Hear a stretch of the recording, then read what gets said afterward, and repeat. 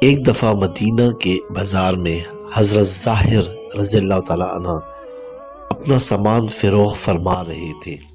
حضور اقدس صلی اللہ علیہ وسلم نے چپکے سے پیچھے کی طرف سے آ کر اچانک ان کی آنکھوں کو بند کر کے دبا لیا۔ اب ان کو تو نظر نہیں آیا اور معلوم بھی نہیں کہ کون ہے۔ ان کے ذہن میں یہ بات ہے کہ عام لوگوں میں سے کوئی ہے۔ زور زور سے شور مچا کر کہنے لگے کہ یہ کون ہے، مجھے چھوڑ دو۔ پھر کن اکھیوں سے حضور صلی اللہ علیہ وسلم کو دیکھ کر پہچان لیا۔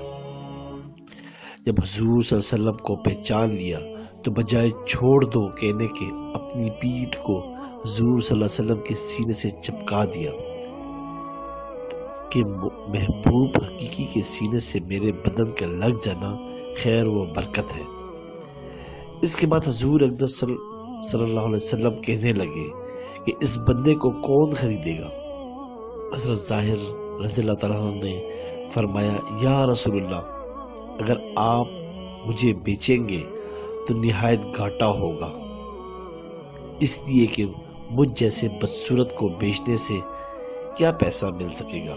اس پر حضور اقدس صلی اللہ علیہ وسلم نے ارشاد فرمایا کہ آپ اللہ کے یہاں کم قیمت اور سستے نہیں ہیں، بلکہ اللہ کے نزدیک آپ بڑے قیمتی ہیں۔ اس واقعے سے ہر شخص کو عبرت حاصل کرنے کی ضرورت ہے کہ اللہ اور اس کے رسول کی محبت کا مدارس انسانوں کے دلوں پر ہے۔ جس نے تقوی کا اعلیٰ مقام حاصل کر لیا ہے، اس نے حب خدا اور حب رسول کا بھی اعلیٰ مقام حاصل کر لیا ہے۔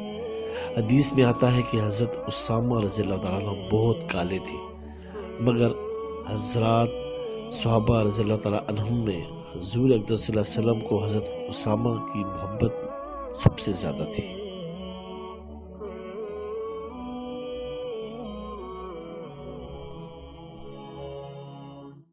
سبسکرائب کریں، لائک کریں اور بیل آئیکن پہ کلک کریں تاکہ آپ کو اس طرح ہی پیاری اچھی اسلامی ویڈیو ملتی رہے۔